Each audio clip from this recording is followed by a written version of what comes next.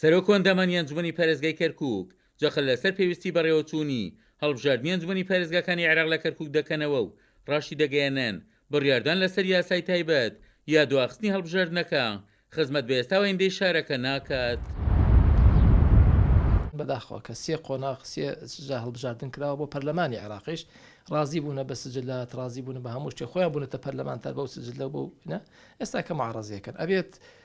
حزبە کوردستانیەکانی کەرکووک بەلای کەمەوە ئەتە دواوتەیان هەبێ ئەتر ینی بەسە متمانەیەکی وەکو چۆن متمانمان بە حکوومەتی عێراق نەما دوای ئەوەی کە لە 2030 تا 14 ساڵ متمانی پێدەن نەگەشتین بە نەتیجە چاکی شوایە لەگەڵ ئەم حزبانی ناو کشاری کەرکووکیش لە دوونەتەوەکەی تری تورکمان و عرب هەڵبەتە بەگشتی نالم چووکانەی پارتی تورکمانی زۆر وەسەن و زۆر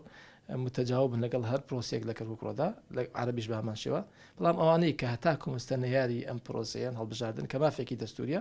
ئەبێ خۆیان یەکلاکەن و لەگەڵی بڕیاری کۆتاییان نەبێ. پێم وایە احتیمامێک نییە بە شاری کەرکووک بە تایبەتی لە ئاسی پێویست بێ لە بەرەوەی ئێستا ئەگەر ئیقراری قانونێکی یاسایەکی تایبەتش بکرێ کەرکووکیەکان هەر زەریانە و ئەم یاسای ئێساش بە مادەی ژمارە 37 تێپەڕ بێ هەر زەرمانە واتە ئەبێ کۆبنەوەیەکی گشتی گشتپرسیەکی باش بکرێت لەسەر مەسەلەی کەرکووک و هەڵبژاردنەکەی کە بەبێ قەید و مەرج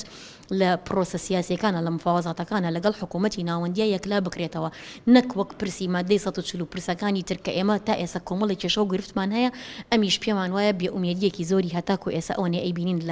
لە تۆڕی ڕاگەیاندنەکانەوە و لە دانیشتەکانی پەرلەمان وەکو ئەوەی کە تێپەڕ ئەبێ حاليا جێی مەترسێکی گەورە و نیگەرانیەکی زۆرە بۆ شاری كركوك. حدث عندنا حوارين، حوار في بغداد وحوار في كركوك بين مكونات كركوك تا ئێستا دوو جۆر گفتوگۆ و دیالۆگ ئەنجام درراوە بۆ گەیشتن بە ڕێککەوتن لەبارەی هەڵبژاردننی ئەنجومەنی پارێزگای کەرکووکەوە بەداخەوە تا ئێستا نەگەیشتونەتە ڕێککەوتنێک بەهۆی ئەوەی هەر پێک هاتەیەک پێشنیازی تایبەت بەخۆی هەیە بۆیە دوجار ئەم پرسەوە بڕیارە لە قوبەی پەرلەماندا یەکلایی بکرێتەوە وا پێدەچێت ئەم هەڵبژاردنە بۆ کاتێکی تر دوا بخرێت بە بۆچوونی من ئەم دواخستنە خەڵکی کەرکووک لێی زەرمەند دەبن ئەگەرنا هەڵبژاردن بکرێت دەسەڵاتێکی زیاتر بۆ کەرکووک دەگەڕێتەوە. أبناء منطقة كركوك هم يتضررون من تأجيل انتخابات باعتبار الانتخابات يعطي يعني حق قانوني أكثر للمجلس. تدريب وأنا محمد مراكز كان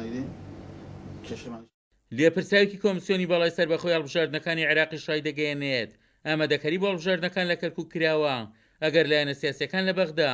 بگەنە ڕێکەوتنێک لەبارەی بەڕێوەچوونی هەڵبژاردننی ئەنجومەنی پارێزگای کەرکووک. إحصاء عامة حتى يسا ل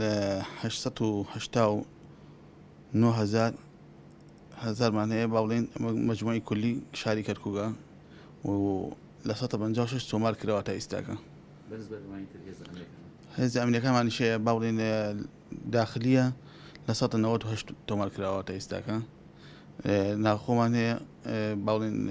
دفاع معناها لسطة 98 وبهذه بيشمل كمان شيء تومار وان كراوة لما أخيرا 99 تجي تومار كرني كراوة لتايستاكا. بالنسبة للنازحين نازحين إيش تايستا كراوة اللي دوسطو بستشور نازحين معناها لسطة بانزا تومار وان كراوة تايستاكا. بابي قرار بدل مكتبي مفوضي وغاء أو المكتب الوطني و أي ما تواني مدى خارجي كان كنا اعتيادي كشمانية لو ناحية لأنه بابي لوجستي أو بابي تدريبي موظف كان معنا أتوانين زيادة حول دينه إيش كمان تومار يعني بشوي جوان دابين بي. وەک سەودیرانی سیاسی ئاماژەی بۆ دەکەن ئەنجامدانی هەڵبژاردننی ئەنجومەنی پارێزگاکانی عێراق لە کەرکووک دەسەڵاتی تەواو بە حکوومەتی خۆجێی کەرکووک دەگەڕێنێتەوە و ئەنجومەنەکەش دەتوانێت لە داهاتوودا بڕیار لەسەر سارنووسی شارەکە بدات. دواخستنی هەڵبژاردننی کەرکووک باربانەیەک بێت زیانی گەورە بە پرۆسە سیاسەکەی کەرکووک دەگەیەنێت و لە هەمان کاتیشدا خزمەتی گەورە بە ئەجەندای وڵاتان لەم شارە دەگەیەنێت. عومەر غەریب، کورسات نیوز، کەرکووک.